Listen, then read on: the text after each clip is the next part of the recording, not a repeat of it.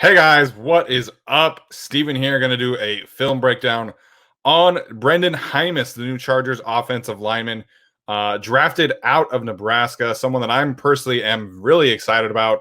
Not to the extent of where I think he's going to be a star player, but someone that I think is going to make an impact on this Chargers team and eventually be a starter, if not from day one. It looks like my video is lagging a little bit. I apologize for that. I tried to make it so that the audio and the video would be a little more synced up. Looks like my Wi-Fi is having some issues, or StreamYard is having some issues, but I digress. So really excited about, I almost said Chris Rumph because I just did an interview about him.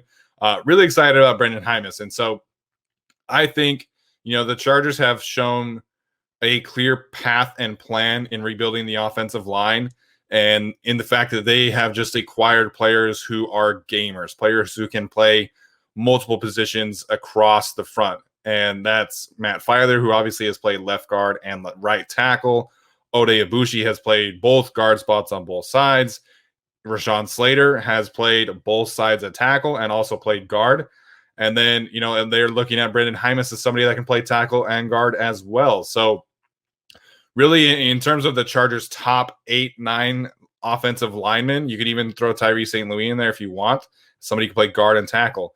Really, the only players that are pigeonholed into one position in terms of the top 8 or 9 are Corey Linsley at center, Brian Bulaga at right tackle, and then Trey Pipkins is a tackle. He can play either side, but he is a tackle, so kind of pigeonholed there.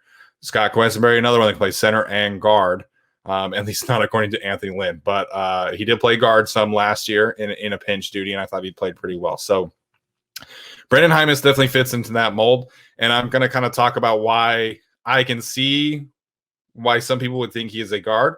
Also going to talk about why I think he could play tackle if necessary. I mean, 40 consecutive starts at Nebraska is no small thing. It's a big, big feat. It's a huge deal for a team like the Chargers, who need a solid, durable backup, which has been a huge issue. And so Brenden Jaimes, Ode Ibushi, whoever of those two is the backup, the Chargers should have full confidence in them playing if need be. So going to dive into this film and really excited about it. But first and foremost, I want to talk about the 3 things that I think he does well on the football field.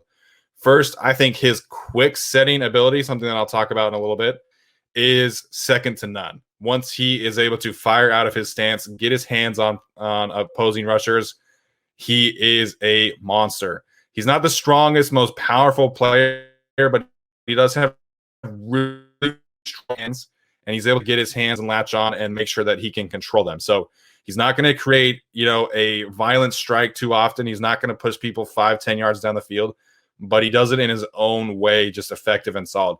That's the other thing. The second thing that I noticed about watching him on film is that he is incredibly consistent.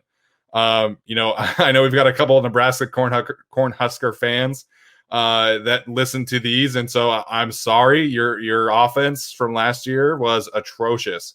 The good thing is that for the Chargers, Brenden Jaimes was always the one that was fulfilling his assignment the correct way. I think Brenden Jaimes was incredibly consistent throughout the terrible surrounding cast around him. So I think that is important for his kind of evaluation.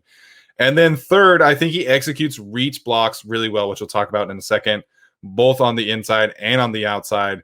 It goes both ways, something that he will absolutely have to do in this new offense. So let's get started on some Brenden Jaimes film. Hopefully the audio and the video matches up in the right way.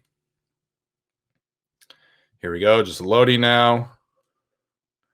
All right, so one thing that I wanted to talk about, which I should have been one of my 3 things, but he is just that inconsistent that I wanted to mention, that he's very smart and very aware of his surroundings, and you can always see him being the player who's motioning to his teammates and kind of communicating calls. And so this is another theme in terms of versatility, flexibility, being able to move these guys around.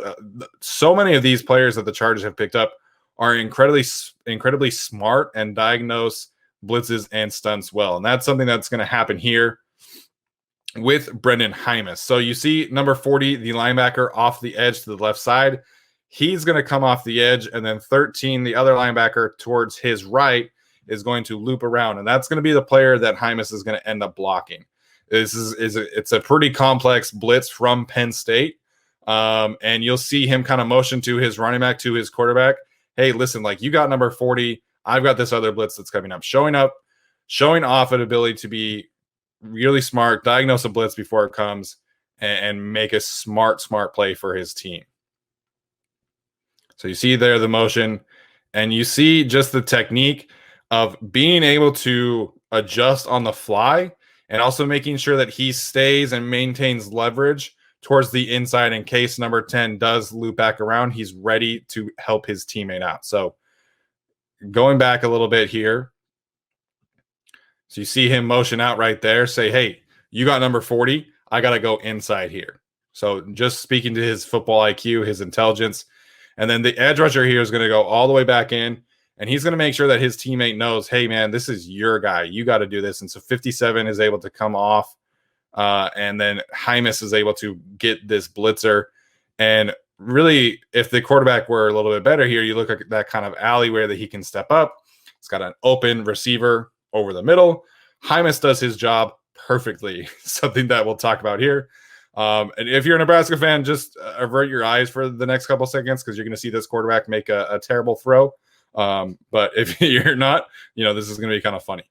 So we'll watch Jaimes one more time, identify and pick up this stunt, this blitz at a very high level, and run his guy right past him. And then this quarterback's throw, just hilarious. Go back and watch that one more time. Sorry, again, Nebraska fans. So he's trying to throw this guy in the back of the end zone, and it's a full 10-yard short. Just so funny. Cannot, laugh at that enough. So obviously picking up stunts and blitzes, that encompasses more than picking up linebackers who are coming off of the edge, right? Like, you've got to be able to absorb contact, pass off rushers to your teammates, and then be able to, handle the kind of stunts and games that comes from that. It's something that is honestly kind of basic. You learn how to pick up and pass off stunts as an offensive lineman in high school, especially if you're a center or a tackle, because that's kind of one of the things that you most do against opposing defenses. Sorry, that was word garbage there. So it's something that's incredibly basic at times, but it is kind of difficult for a lot of offensive linemen to pick them up. It's something that you have to do on the fly, and unfortunately, a lot of us have just kind of struggled with this, with getting past that kind of stigma. So on this particular play here against Ohio State, we have a wide 9 rusher outside of Jaimes, who is the left tackle here on the right side of the screen. And then you have a 4-eye defensive tackle. So lots of space over here for the offensive line to kind of handle. You've got a wide 9 on the other side and a 1 technique against the guard on the right side. So lots of space for your left side. You've also got a nickel corner over the backer, and then over the tight end, excuse me. And then you've got Baron Browning over the top of the guard who's off the ball.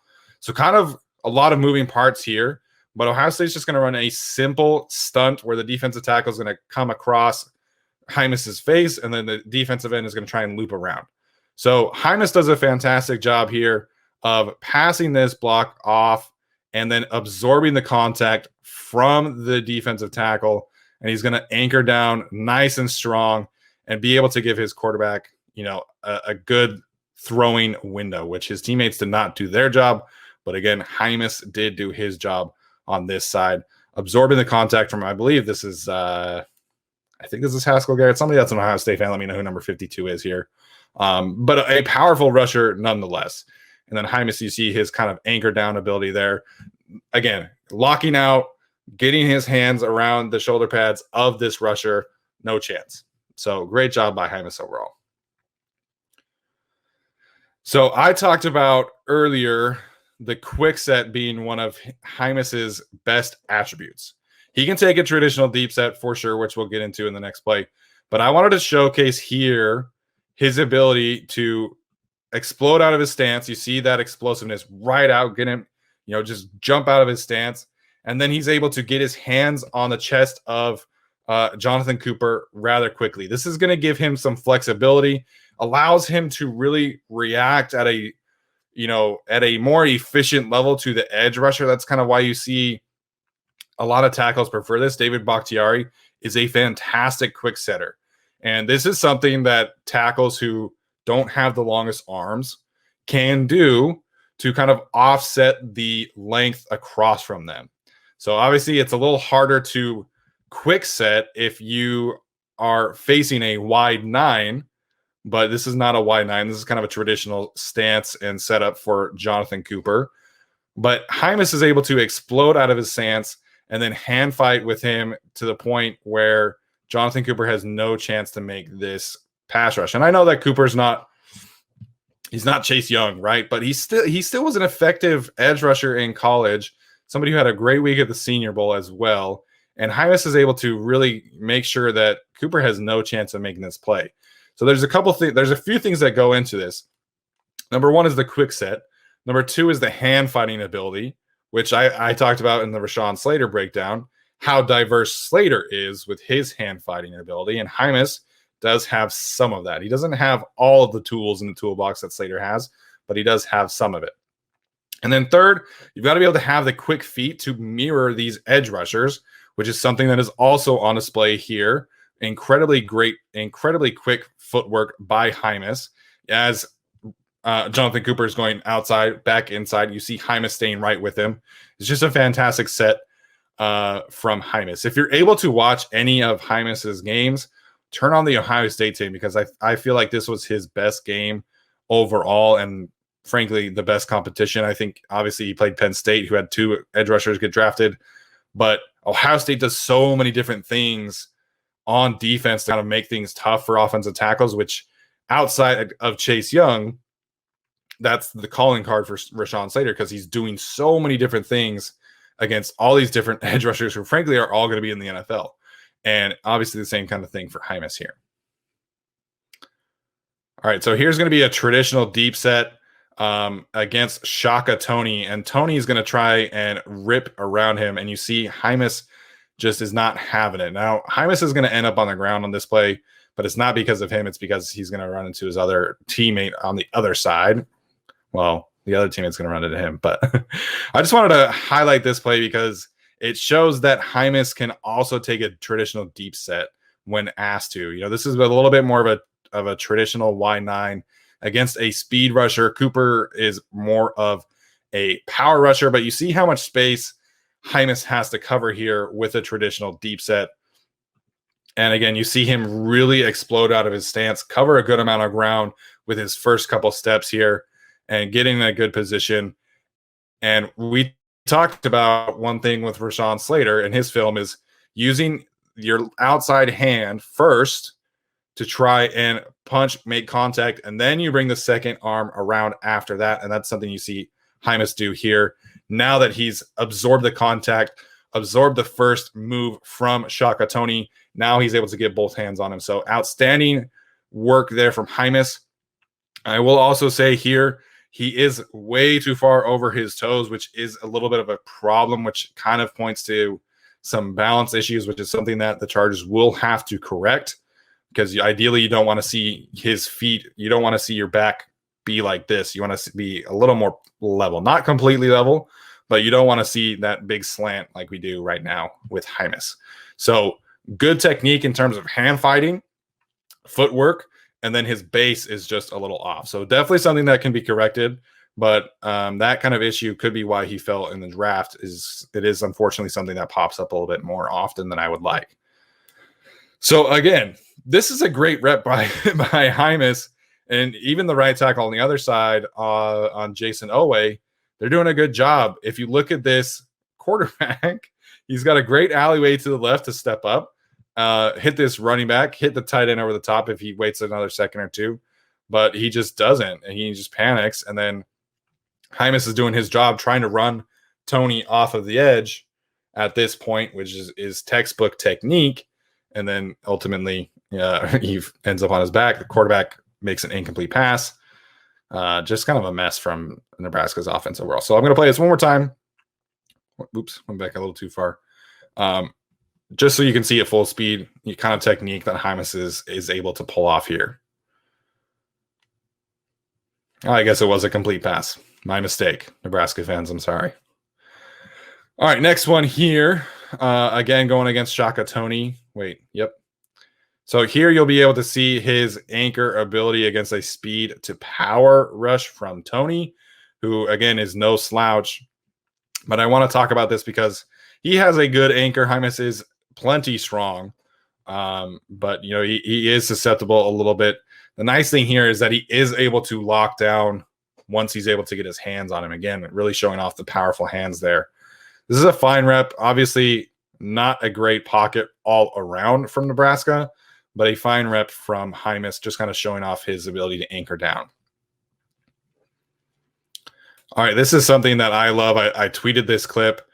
Anytime that you have an edge rusher that wants to jump up and bat balls, like you're taught to make them pay. Like you want to make sure that they're not jumping and trying to bat down balls all the time. So this is a fantastic job by Jaimes, punishing jumpers, which is something that I love to see out of offensive tackles, and not enough do it. I think it's something that needs to be a little more common, but just a fantastic job here. But I do also want to talk about the actual rep, not just the fact of punishing the rusher. This is a little bit more of an angle set. So this is not a quick set where you're kind of attacking the edge rusher, you're taking a deep set, but you are able to work an angle to a point where you're kind of cutting this edge rusher off. And so he's going almost at a 45-degree angle and does a fantastic job here of closing this gap in a hurry. In a hurry. Big fella can move out of his stance. And then again, able to absorb this contact, fight off the hands. You see his kind of strength of holding him off with one arm right here. This is fantastic balance, fantastic base. And then once he sees this guy go up, you just see him go boom, immediately punch him in the ribs. That hurts as an edge rusher. I played defensive end too in high school. That hurts as an edge rusher. So the guy did not jump after this, and you can definitely see why there. All right, so I wanted to talk next about Jaimes's ability as a run blocker. Again, you'll see him here as the left tackle right next to the tight end number 11. And these kind of blocks are what he will have to do in the Chargers scheme on a consistent basis, whether he's tackle or a guard. These are reach blocks, which is something that Jaimes does at a fantastic level, at a fantastic rate. So this is not an easy block, especially with all the action going to his right. He's got to get all the way to the inside shoulder of this defensive tackle who's lined up straight over the guard. You've got to cover ground in a hurry, and he's able to do that. And ideally, you want to get to the shoulder and then turn your hips and seal him off. If you can at least get in front of him and make sure that your running back at minimum has a nice cutback lane, that's still a win. But if you can get there, get to that shoulder, that opposite shoulder, and then turn your hips and seal him off, that's an incredible job here by Brenden Jaimes against the defensive tackle. I know some people are going to say, well, he went inside. Doesn't matter. The same principle applies. He's able to get to the inside shoulder, cut off this hip. If this center or guard right here cuts off the linebacker, look at this cutback lane, potential cutback lane for this running back.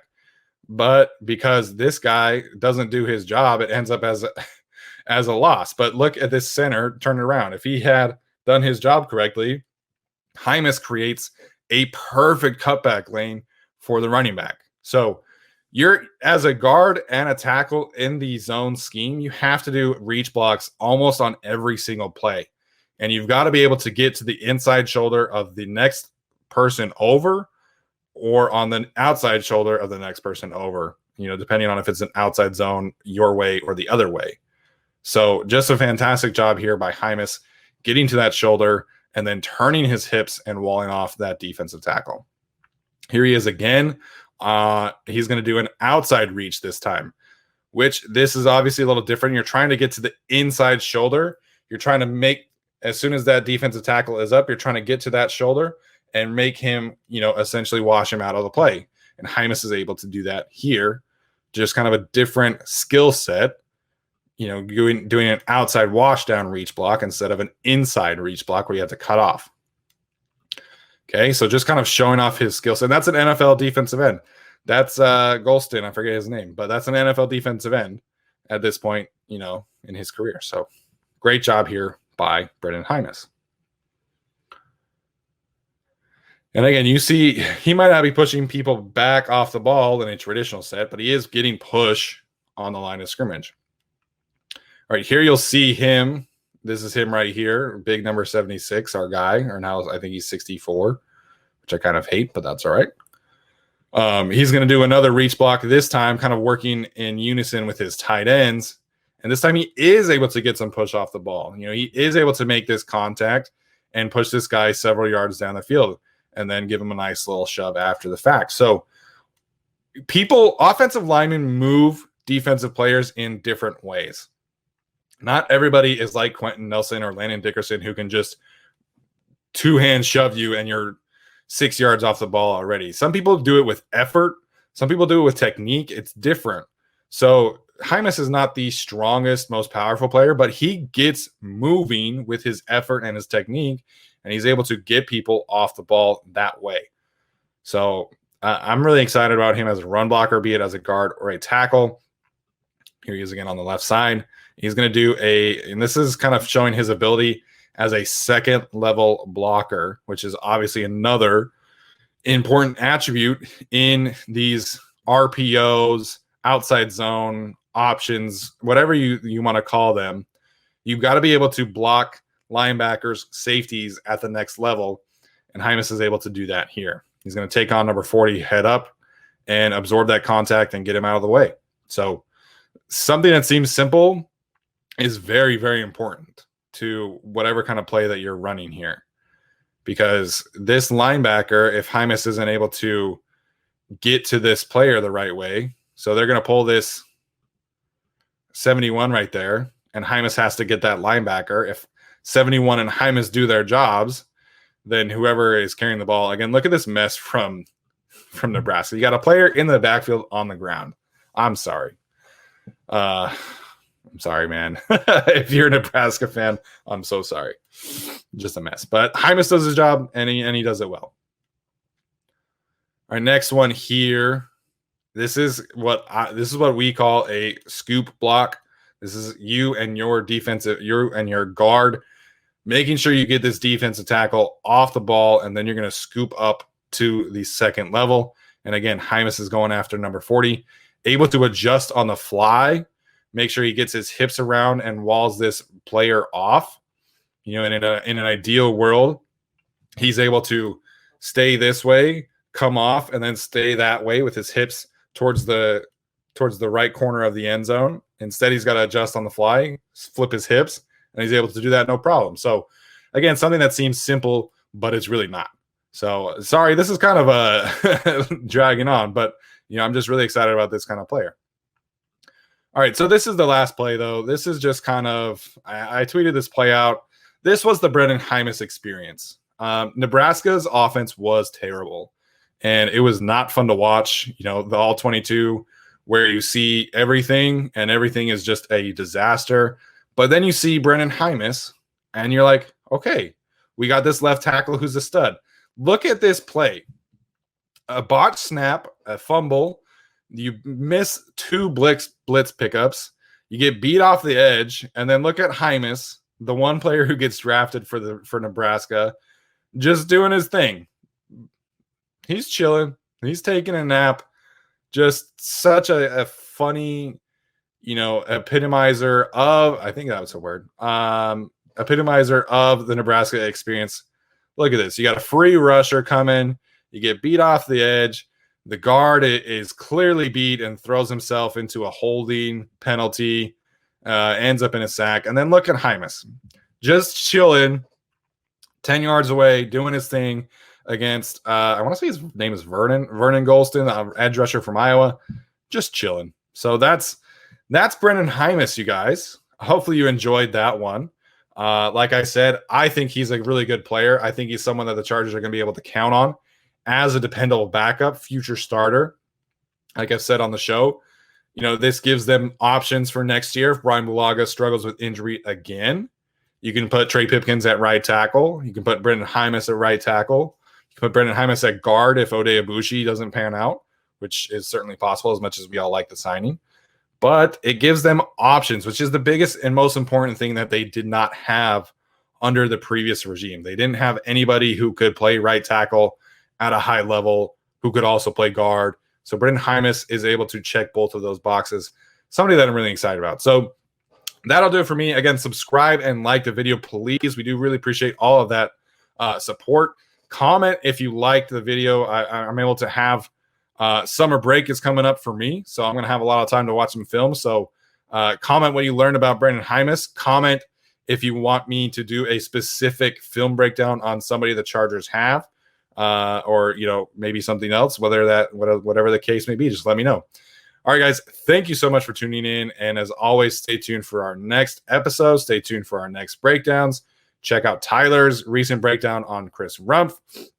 Check out Arjun's most recent analytics video, which was a fantastic job by him, kind of talking about Brandon Staley and what we can expect there from the defense. And as always, go Chargers. Bolt up, baby.